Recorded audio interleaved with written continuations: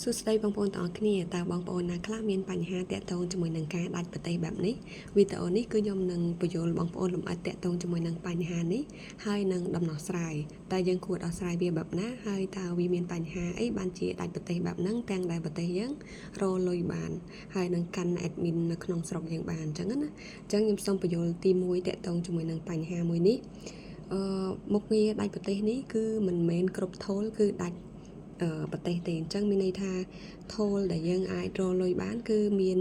ដូចជា content monetize star ហើយនិង partner បងប្អូនអាចនៅបន្តរកលុយបានធម្មតាអញ្ចឹងអ្វីដែលគេត្រូវរឹតបន្តឹងគឺ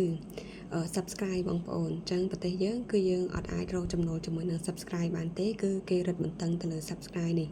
អញ្ចឹងអ្វីដែលបងប្អូនបន្តគឺបន្តកាន់ page ធម្មតាចោះនេះគឺជាចំណុចទី1ដែលខ្ញុំត្រូវលើកឡើងមានន័យថាខ្ញុំសូមបញ្យល់ឲ្យលម្អិតជាងនេះ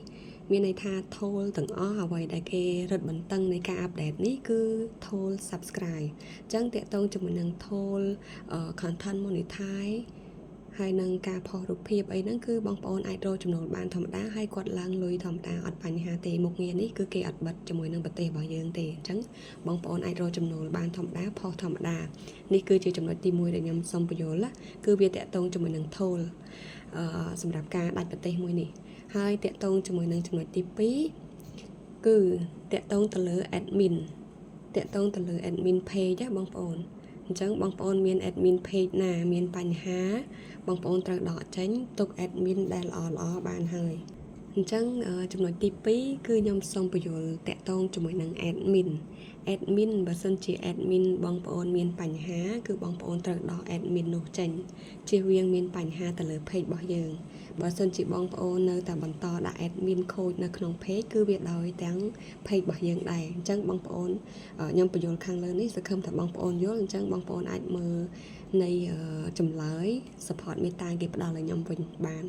នេះគឺជាចំណុចដែលគេបានប្រាប់ខ្ញុំគឺខ្ញុំសួរគេតើមូលហេតុនេះគឺមកពីបញ្ហាអ្វីនេះគឺគេបាននិយាយដូចខ្ញុំលើកឡើងខាងលើចំណុចទី1អញ្ចឹងគឺគេបានបញ្ជាក់ថាគឺគេរឹតបន្តឹងទៅលើ subscribe តែមួយមុខប៉ុណ្ណោះអញ្ចឹងតាក់ទងជាមួយនឹងមុខងារ in-stream ATS និងមុខងារ reel មុខងារផ្សេងគឺយើងនៅតែបន្តរកលុយបានធម្មតា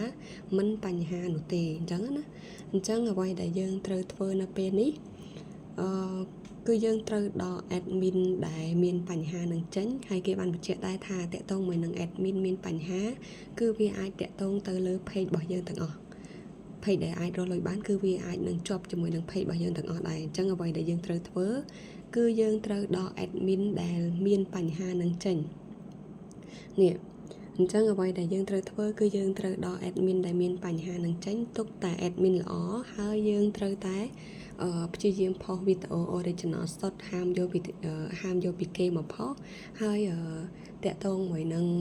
វីដេអូក្មេងវីដេអូដែលខុសគោលការណ៍ Facebook បំពេញគោលការណ៍ Facebook គឺហាមផុសជាដាច់ខាតអញ្ចឹងបងប្អូនក្នុងអំឡុងពេលនេះគឺត្រូវដាក់ admin ល្អហើយត្រូវផុសជាមួយនឹងវីដេអូដែលល្អ original ដែលគ្មានបញ្ហាទៅលើគោលការណ៍ Facebook អញ្ចឹងបងប្អូនអាចផុសបានបន្តផុសធ្វើសកម្មភាពធម្មតាអត់បញ្ហាទេដើម្បីឲ្យ page ហ្នឹងឡើង active វិញដើម្បីឲ្យ page ហ្នឹងគឺងាយស្រួលរកលុយបានវិញអញ្ចឹងណាអញ្ចឹងគេបញ្ជាក់ឲ្យថាបើសិនជាយើងផុសត្រូវគោលការណ៍គ្មានបញ្ហាអីទៅលើ admin ផ្សេងគេនឹងពិនិត្យមើលដោយស្វ័យប្រវត្តិទៅលើ system tool យើងឡើងវិញអញ្ចឹងណានិយាយរួមទៅបងប្អូនមិនបាច់បារម្ភទេបញ្ហានេះយើងអាចដោះស្រាយបានបងប្អូនចំណុចទី1គឺយើងត្រូវដក admin ដែលមានបញ្ហាចេញចំណុចទី2គឺបងប្អូនត្រូវផុសវីដេអូ original ធម្មតាទៅអត់អីទេអញ្ចឹងកន្លែងហ្នឹងគឺអាចនឹងមកវិញធម្មតាណាអញ្ចឹងបញ្ជាក់បងប្អូនត្រង់ហ្នឹងនឹងឯងបងប្អូនហើយចំពោះចំណុចនេះសង្ឃឹមថាបងប្អូនយល់មានចង្អល់អីអាចឆាតមកខ្ញុំផ្ទាល់បានហើយនេះគឺជាចម្លើយដែល support មេតាបានផ្ដល់ឲ្យគឺគេ update ទៅលើថា subscribe ទេគឺវាមានការរឹតបន្តឹងទៅលើតែ subscribe page ណាបងប្អូនអញ្ចឹងនេះគឺជាចំណុចដែលគេបានឆ្លើយមកខ្ញុំបញ្ជាក់បងប្អូនខាងលើដែលខ្ញុំនិយាយចំណុចទី1ទី2ហ្នឹងគឺជាការលើកឡើងនៃ support មេតាផ្ដល់ឲ្យខ្ញុំដែរណាបងប្អូនកុំឲ្យថាខ្ញុំចេះតែនិយាយចេះតែ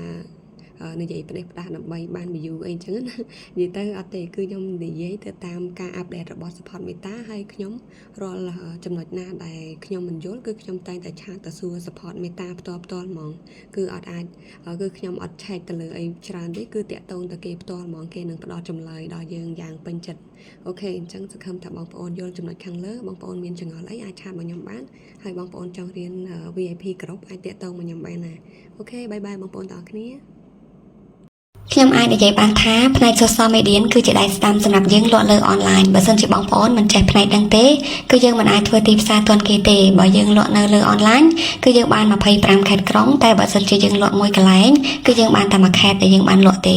បើបងប្អូនមានចំណាប់អារម្មណ៍ទាក់ទងមកនឹងការរៀនផ្នែក social media បងប្អូនអាចឆាតមកនាងខ្ញុំផ្ទាល់បានមានបរិញ្ញាច្រើនផ្នែកសម្រាប់បងប្អូនជ្រើសរើសមានទាំងវគ្គ boot page boot TikTok មាន boot ផ្សេងទៀតទៅលើការលក់លើអនឡាញហើយមួយវិញទៀតគឺមានវគ្គកំងបានពីក្រៅប្រទេសបោះដុំនិងលក់រាយ